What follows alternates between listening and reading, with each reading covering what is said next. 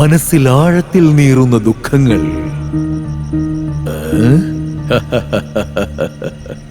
ഇപ്പൊ തന്നെ അറുത്ത് മാറ്റിയേക്കൂ.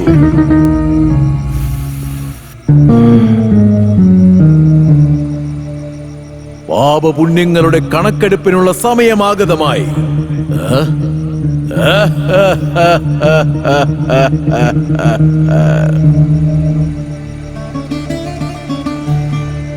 മത്സരം വെച്ചിട്ടാ ഒരു പെൺകുട്ടിക്ക് പണ്ടൊക്കെ കല്യാണം നടത്താറ്. ആ മത്സരത്തിൽ സ്വന്തം അച്ഛന്റെ മനസ്സിനെ ജയിച്ചവൻ, അതുപോലെ സമൂഹത്തിൽ അന്തസ്സുള്ളവൻ, അവനെ ആ പെൺകുട്ടി സ്വീകരിക്കും. ഒരാണ് പ്രണയത്തിൽ പരാജയപ്പെട്ട അവൻ ദുശീലങ്ങൾക്ക് അടിമപ്പെട്ടു പോകല പതിവ്. ഈ കാര്യങ്ങളെക്കുറിച്ച് എനിക്കിപ്പോഴാണ് അറിവുണ്ടായത്. അന്ധകാരത്തിൽ ഞങ്ങളുടെ ജീവിതം തേടി നടന്നു.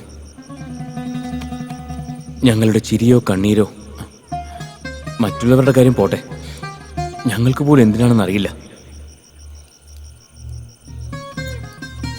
അതിന്റെ കാരണം എന്താണോ? ആർക്കും ഞങ്ങളുടെ ജീവിതത്തിൽ പ്രകാശം കൊണ്ടുവരാൻ സമയമില്ല. സൗഹൃദം, പ്രണയം, കരുതൽ, സ്നേഹം, വിശ്വാസം, ഇതൊക്കെ കിട്ടിക്കഴിഞ്ഞപ്പോഴാണ് ഞങ്ങൾ എന്ത് തെറ്റാ ചെയ്തതെന്ന് മനസ്സിലായത്. പക്ഷെ പ്രയോജനം എന്താ? ഞങ്ങൾ തെറ്റ് ചെയ്തു പോയില്ലേ? യമധർമ്മൻ അതാ വന്നുകൊണ്ടിരിക്കുക. 2 നിമിഷം സമയം തരൂ. അവസാനമായിട്ട് ഈ ലോകം ദർശിക്കാൻ അനുവാദം തരൂ. ഇല്ല അല്ലേ? ഞാൻ പോവാൻ തയ്യാറാണ്. അതിലൂടെ 4 പേര് സന്തോഷമായിട്ട് ഇരിക്കുമല്ലോ. പശ്ചാത്താപത്തേക്കാൾ വലിയ ശിക്ഷ വേറെയില്ല.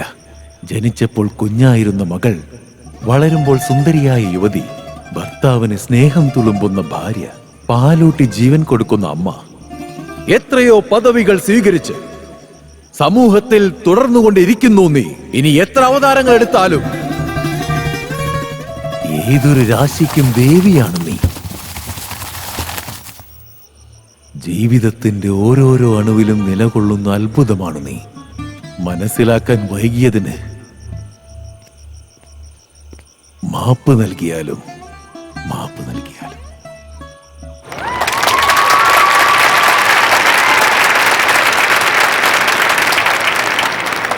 നിങ്ങൾ ഏവരുടെയും അനുവാദത്തോടുകൂടി ബഹുമാനപ്പെട്ട കൗണ്ടറെ വേദിയിലേക്ക് സ്വാഗതം ചെയ്യുന്നു.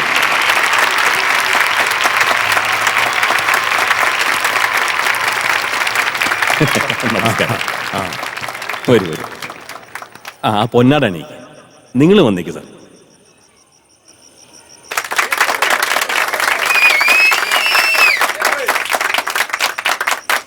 ആശാനെ, ബസ്സിന് സമയായി. ഞാൻ വിട്ടുപോയി. ഇപ്പൊ തരാം. ഇത് വെച്ചോ. വന്നതിന് സന്തോഷം. ശരി ആശാനെ, പോട്ടെ. പോയിട്ട് വരും.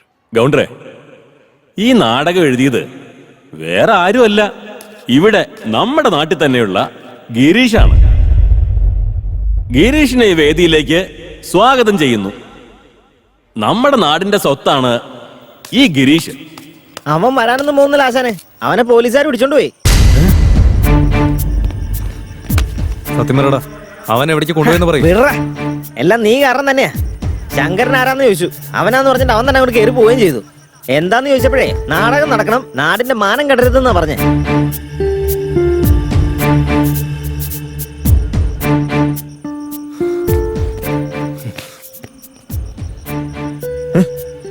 ഇവന്മാർ രണ്ടു എന്തി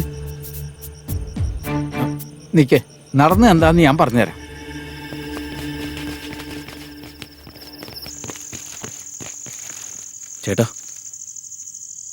ചേട്ടൻ എന്തിനാ ഇവിടേക്ക് വരാൻ പോയേ?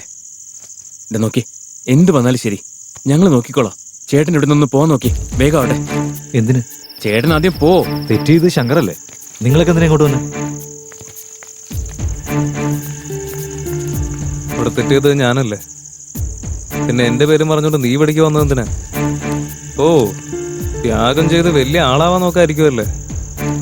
അല്ല അത് പോട്ടെ, നീ എന്ത് തെറ്റാ ചെയ്തേ? വെറുതെ നീ എന്റെ മുമ്പിൽ നാടകം കളിക്കാൻ നിൽക്കല്ലേ? ചേട്ടാ, ഞാൻ പറയുന്നൊന്ന് മനസ്സിലാക്ക്. ഞാൻ വേണമെങ്കിൽ കാല് പിടിച്ച് പറയാം. ആദ്യം ഇവിടെ നിന്ന് പോവാൻ നോക്ക്. എന്ത് വന്നാലും ഞങ്ങൾ നോക്കിക്കോളാം. ആദ്യം കാര്യം എന്താന്ന് ആരെങ്കിലും ഒന്ന് പറഞ്ഞതാ. എനിക്കും അത് തന്നെയല്ലേ മനസ്സിലാവാത്തെ. അതിന് ആരെങ്കിലും എന്തെങ്കിലും പറയണ്ടേ? ആദ്യം എന്താ കാര്യം ഒന്ന് തെളിച്ചു പറ. ഇതാ ഗവർണർ നടന്നത്. ഞങ്ങൾക്ക് അങ്ങനെ ഒരു തെറ്റ് പറ്റിപ്പോയി. നിങ്ങൾക്ക് ഈ നാട്ടിൽ നല്ല വിലയാ. പോലീസുകാരോട് പറഞ്ഞ് അവനെ വെറുതെ വിടാൻ പറ. ഈ നാട്ടുകാർക്ക് എന്ത് സംഭവിച്ചാലും എപ്പോഴും സഹായത്തിനെത്തുന്ന ഒരു വ്യക്തിയാണ് നിങ്ങൾ. ഗവർണറെ, ഇതാ നടന്നത്. ചേട്ടാ, ഇപ്പൊ സത്യം എന്താണെന്ന് മനസ്സിലായില്ലേ? ഇനിയെങ്കിലും ഒന്ന് വീട്ടിലേക്ക് പോകും. ഒന്ന് പോ ചേട്ടാ, ഇവിടുത്തെ കാര്യങ്ങളൊക്കെ ഞങ്ങൾ നോക്കിക്കോളാം. ആരവിടെ ചുമ്മാ കേറി ഇറങ്ങാനായിട്ട് ഇതെന്താ സത്രാന്ന് വിചാരിച്ചോടാ?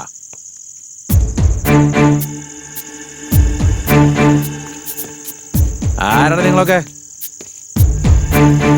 നീ എന്തിനാ കൊച്ചു കറിയുന്നത്? നിങ്ങൾ എന്താ ചെയ്തേ? സാറേ, തെറ്റ് ചെയ്തത് ഞങ്ങളാ സാറേ.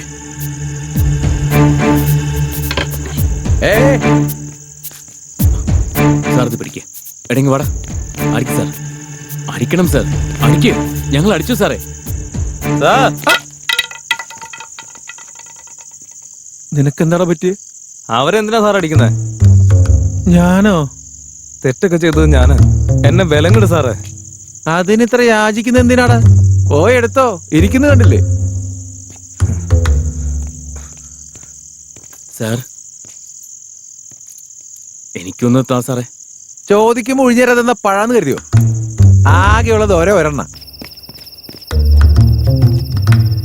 അങ്ങോട്ട് മാറുന്നേ, ആ മൂലയ്ക്ക് പോയിരിക്കടാ.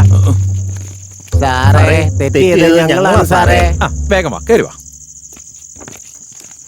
അതെ, ഒന്ന് മാറിക്കേ മാറിക്കേ. എടാ പതിരാ, അത് സൂക്ഷിച്ചുകൊണ്ടോ, സൂക്ഷിച്ച പതുക്കെ.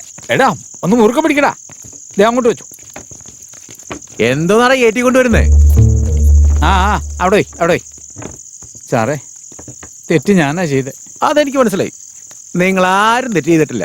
ഈ പോലീസ് സ്റ്റേഷനിലേക്ക് PC ആയിട്ട് വന്നില്ലേ, അതെന്റെ തെറ്റാ, എന്റെ വിധി. ചെല്, എവിടെയെങ്കിലും പോയിരിക്കും. പോ. ഇപ്പൊ സമാധാനായില്ലേ? വേറെ പ്രശ്നമൊന്നുമില്ലല്ലോ. അവിടെ ഇരുന്നോ. ഇത് വഴി കിടന്ന് കിട്ടിയതാ. ഈ നാട് മൊത്തം ഇപ്പൊ കറങ്ങി. അതിന്ന് ഞങ്ങൾ 1 രൂപ പോലും എടുത്തിട്ടില്ല. പെയിന്റ് അടിച്ച് അത് നല്ല ഭംഗിയാക്കി തീർത്ത എന്റെ മരുമകനാ. എങ്ങനെയോ കടന്നതിനെ നല്ല ഭംഗിയാക്കി. അതിന് ഞങ്ങള് ചില്ലി കാശ് പോലും ചോദിച്ചില്ലല്ലോ. ഇനിയിപ്പോ എന്താ വേണ്ടേ? നിങ്ങളുടെ സാധനം നിങ്ങൾ തന്നെ എടുത്തു. എന്റെ പിള്ളേരെ അങ്ങ് വിട്ടേക്ക്. എന്താ സാറേ ഇങ്ങനെ നോക്കുന്നേ? ഇപ്പോഴും സാറിന് വിശ്വാസമായിരുന്നെങ്കിലേ ഞാനും കൂടി ഇവിടെ ഇരുന്നേക്കാം. ദേ, മിണ്ടാതെ അവിടെ ഇരി. ഇൻസ്പെക്ടർ ഇപ്പൊ വരും, എന്നിട്ട് സംസാരിക്കാം.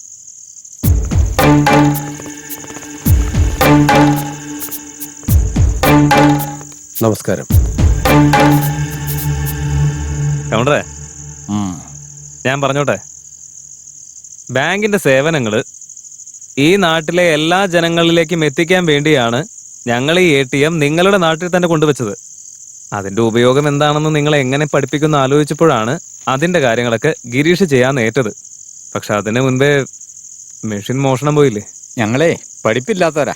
ഞങ്ങൾക്ക് ഇതിനെപ്പറ്റിയൊന്നും അറിയത്തില്ലായിരുന്നു സാറേ. അറിയാതെ പറ്റിപ്പോയതാ. അതിന്റെ പേരിൽ ഞങ്ങളുടെ ജീവിതത്തിൽ പ്രശ്നം ഉണ്ടാക്കാൻ നിൽക്കരുത്. നിങ്ങളുടെ ജീവിതത്തിൽ പ്രശ്നം ഉണ്ടാക്കാൻ അവരാരാ? ബോരാപൂറിന്റെ ചരിത്രത്തിൽ ഒരു വ്യക്തിയുടെ പേരിൽ പോലും ഒരു കേസും ചാർജ് ചെയ്തിട്ടില്ല. ഈ നാട്ടിൽ എന്ത് നടന്നാലും ഗവർണറെ വിളിച്ചിട്ടാ തീരുമാനം എടുക്കുക. ഈ കാര്യത്തിൽ അങ്ങനെ തന്നെയാ. തെറ്റ് മനസ്സിലാക്കി വരുന്നതിനേക്കാൾ വലിയ പ്രായശ്ചിത്വം ഇല്ല. ഇപ്പോ നിങ്ങൾ നിങ്ങളുടെ തെറ്റ് മനസ്സിലാക്കി ഇവിടെ എത്തിയല്ലോ. ഇനി മറ്റൊരു കാര്യം കൂടി നിങ്ങൾ അറിയാൻ ബാക്കിയുണ്ട്. ഞങ്ങൾ നിങ്ങൾക്ക് വെച്ച് തന്നത് ഒരു ഡെമോ മെഷീൻ ആയിരുന്നു. അതിനകത്ത് കാശൊന്നുമില്ല. ഈ മെഷീൻ നിങ്ങൾ ഉപയോഗപ്പെടുത്തേണ്ടത് എങ്ങനെയാണ് അത് പഠിപ്പിക്കാൻ വേണ്ടിയാണ് ഇങ്ങനെ ചെയ്തത്. കുറച്ച് ദിവസങ്ങൾക്കുള്ളിൽ നിങ്ങളുടെ നാട്ടിൽ അതേ സ്ഥലത്ത് പുതിയ മെഷീൻ ഞങ്ങൾ സ്ഥാപിക്കും. അത് നിങ്ങളുടെ നാട്ടിലെ ജനങ്ങൾക്ക് വളരെ ഉപകാരപ്രദമായിരിക്കും.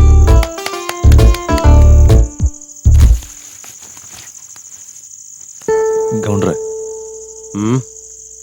ഞാൻ വലിയൊരു ബുദ്ധിമാനാണെന്ന് വിചാരിച്ചേ. പക്ഷേ ബുദ്ധി മാത്രമല്ല, ജീവിതാനുഭവങ്ങളും നിങ്ങൾക്കുണ്ട്. അതുപോലെ അന്തസ്സുമുണ്ട്. ഇതെല്ലാം എല്ലാവർക്കും അറിയുന്ന കാര്യമാണ്. അത് നഷ്ടപ്പെടാതെ നോക്കുന്നതാണ് ഏറ്റവും പ്രധാനപ്പെട്ട കാര്യമെന്ന് എനിക്ക് ഇപ്പോഴാണ് ശരിക്കും മനസ്സിലായത്. മരുമോനെ, അന്തസ്സിനേക്കാൾ അഭിമാനമാണ് വലുത്. പ്രണയത്തിനും ഒപ്പം സ്ഥാനമുണ്ട്.